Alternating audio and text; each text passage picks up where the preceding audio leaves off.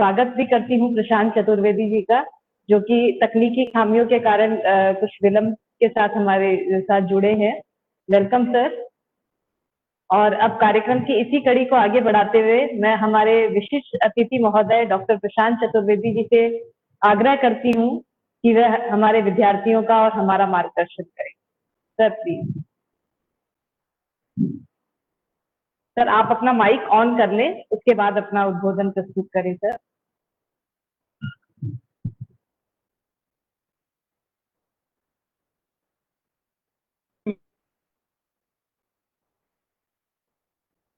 Yes, sir. Please on your mic, sir. Yes, sir. Please, sir.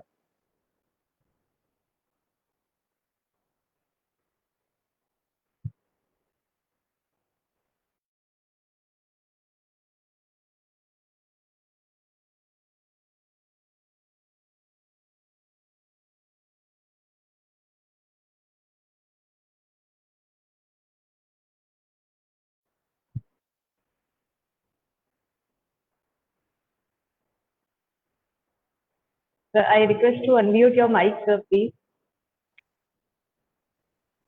Hello. Yes, audible. Hello.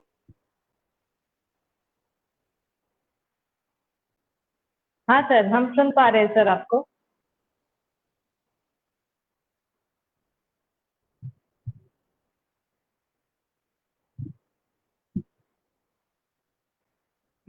हाँ sir, जी sir, जी हम सुन पा रहे हैं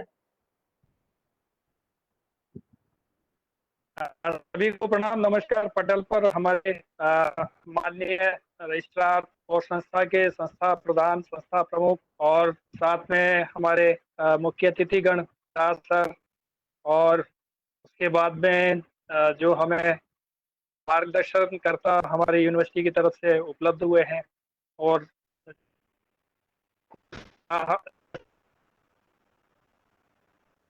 जितने भी बंधुगण और ममता जी, आदरणीय ममता जी, और जो भी सहयोगी गण रहे हैं, और प्रबुद्ध उपस्थित विद्यार्थी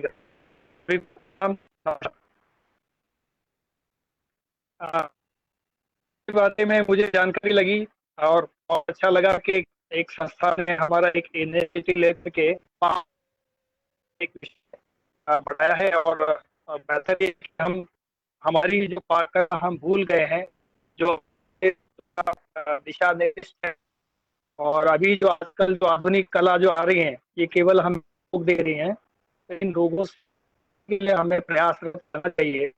संदर्भ में मैं प्रभारी होने से एक हमने एक कैंपेन चला रखा है, और हेल्प इंडिया में हम लोग इसी प्रकार का एक अभ्यास कर रहे हैं। सभी को ऑनलाइन सुबह 5 बजे से कार्यक्रम शुरू करते हैं, और लगभग जो है, और अभी लगभग हिंदुस्तान की सभी यूनिवर्सिटी हमारे साथ जुड़ के हम लोग उनके साथ जुड़ करके ये प्रयासरत है कि एक मार्गदर्शन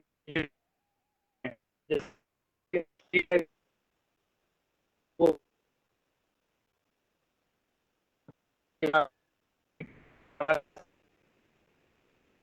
एक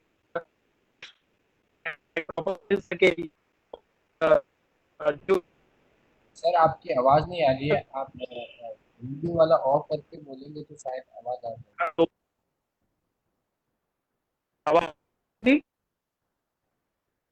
तो वीडियो आप स्टॉप आप लोगों की मुझे आवाज सुनाई देती है?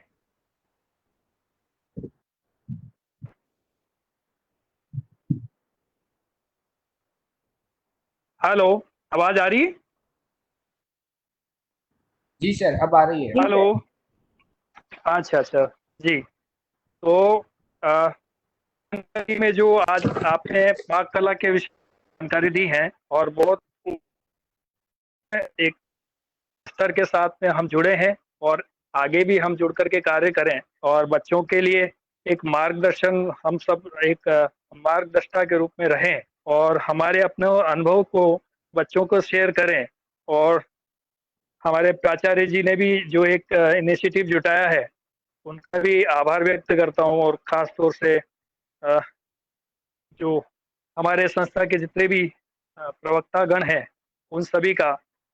और साथ ही इस कार्य में जो होना चाहिए आज के संदर्भ में, डॉक्टर साहब का भी अभी मैंने सुना, डॉक्टर साहब ने बहुत अच्छा अभी उद्बोधन दिया इस संदर्भ में। उन्होंने जानकारियां दी हमारे आयुष मंत्रालय के संदर्भ में, जो भी हमारे क्रियाकलाप चल रहे हैं, और कोरोना के संदर्भ में जानकारियां दी हैं। कोरोना का एक सटीक इलाज भी है, और उस पर डॉक्टर साहब ने बहुत कुछ बता चुके हैं, लेकिन फिर भी एक और है इलाज, मैं आप लोगों को गाइड करता रहूँगा। और मेरे पास जो जानकारी है, अनुभव है, उसके आधार पे कोरोना के संदर्भ में जो भी हमें खान पान में एक परिवर्तन लाने की आवश्यकता है। कोई भी किसी प्रकार का इन्फेक्शन हो शरीर में, तो हमें सबसे पहला एक ही कार्य करना है, ग्लूकोज, फ्रुक्टोज और सुक्रोज। तो हमें क्या करना है, ग्लूकोज को ड्रॉप करना है। ग्लूकोज को ड्रॉप करना यानी हमारे यहाँ जो अन्न का हम जो प्रयोग करते हैं, अन्न को एक बार हम रोक दें, तो रोग कोई भी है एक बार रुकने का नाम ले सकता है। और उसकी जगह हम सब्जियों का जूस वगैरह बना करके, सूप बना करके बार बार पिए। और एक सिस्टम बनाया है, और उस सिस्टम के अकॉर्डिंग हम सोचें कि एक प्रॉपर गाइडलाइन तैयार करें, तो ऐसा आता है सामने कि जैसे अपना बॉडी वेट के अकॉर्डिंग डोज तय करते हैं डॉक्टर्स लोग, एलोपैथी, होम्योपैथी या अदर्स वे में, या जहाँ कहीं भी होता है। तो बॉडी वेट के अकॉर्डिंग, जैसे हमारा एक एग्जांपल लेते हैं, किसी व्यक्ति का 60 किलो वजन है, तो 60 किलो वजन में आप 10 का भाग लगा दीजिए, यानी 60/10। क्या आया हमारे पास में आंकड़ा? 6 आया। अब 6 का आंकड़ा जो आया है, इसको हम जो मौसमी अथवा सिट्रिक जूस यानी विटामिन सी या सिट्रिक जूस जो मौसमी के अंदर होता है, तो मौसमी एक अपने आप में सिट्रिक जूस है। तो मौसमी के 6 गिलास बड़े वाले, छोटा वाला गिलास नहीं, और नारियल पानी हम डे 1 से खाना छोड़ करके किसी भी प्रकार का, चाहे चिकनगुनिया, डेंगू या कोई भी वायरल इन्फेक्शन और बैक्टीरियल इन्फेक्शन हो, उन सब में हम ये कार्य कर सकते हैं।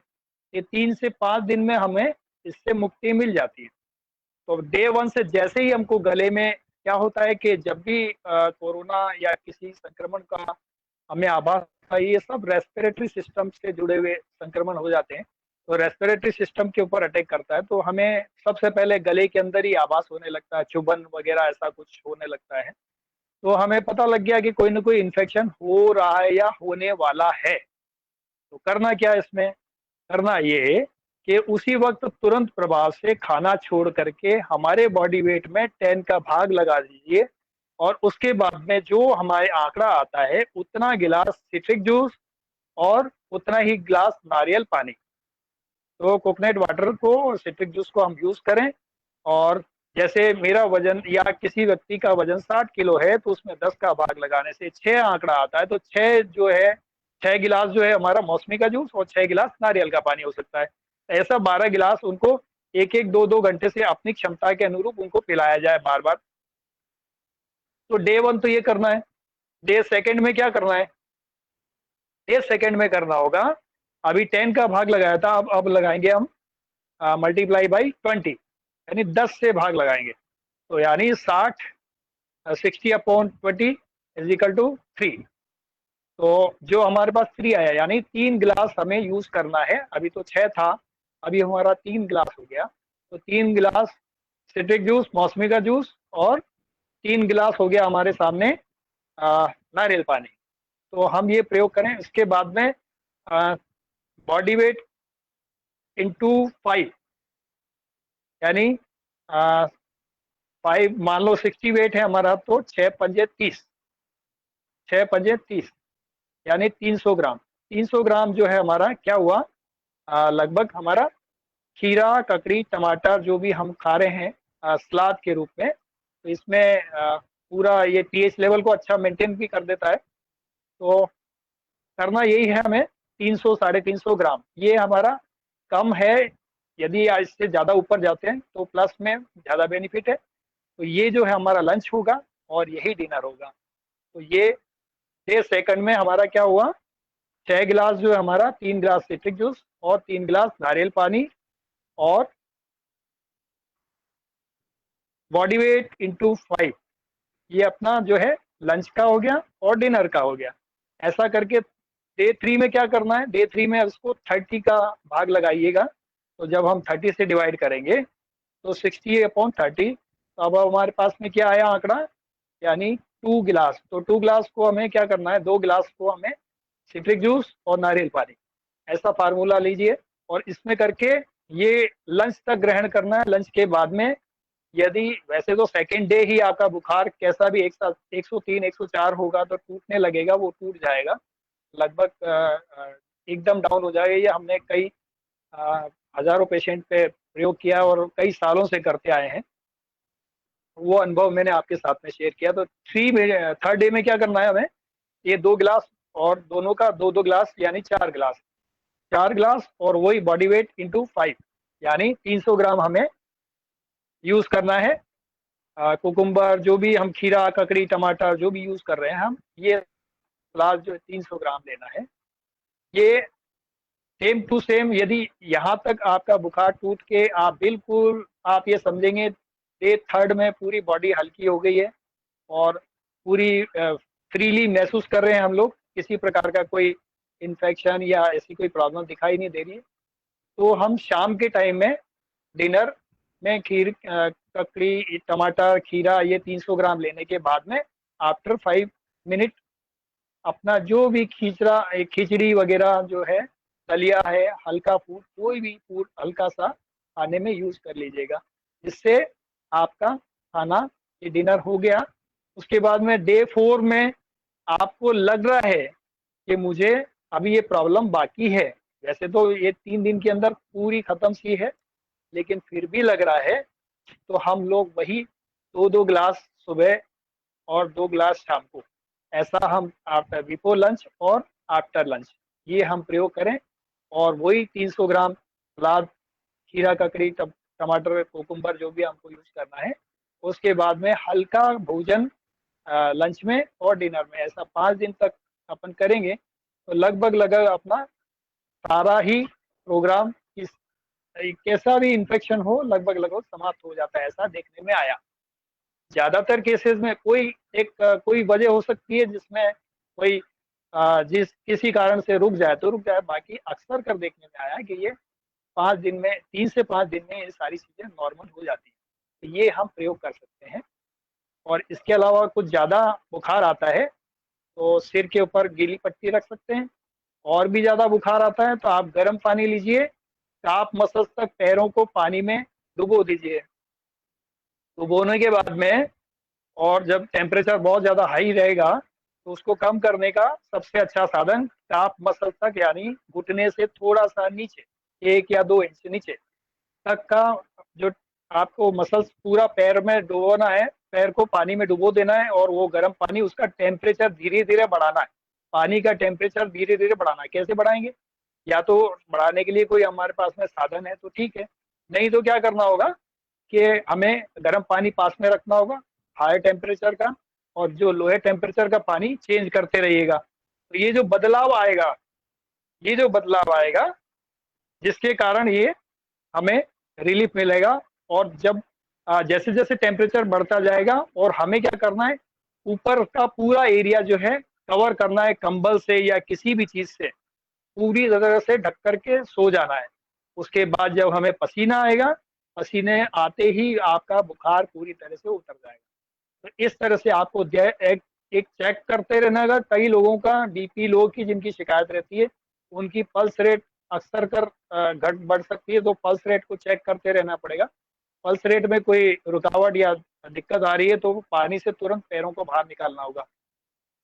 ये प्रयोग आप कर सकते हैं टेम्परेचर को कम करने के लिए या समाप्त करने के लिए या बुखार उतारने के लिए। ये नेचुरल प्रयोग है, नेचर का दिया हुआ है, भगवान का दिया हुआ, ये आप घरेलू प्रयोग में आप कर सकते हैं। इसके अलावा कोई दिक्कत आती है तो आप डॉक्टर से संपर्क करें और प्रॉपर गाइडलाइन का इस्तेमाल करें, जो सरकार दे रही है वो गाइडलाइन का इस्तेमाल करें। और ये सारी चीजें करने से आपको निश्चित तौर पर मान के चलिए, हमने प्रयोग करके देखा है, इसलिए हमने आपको बताया।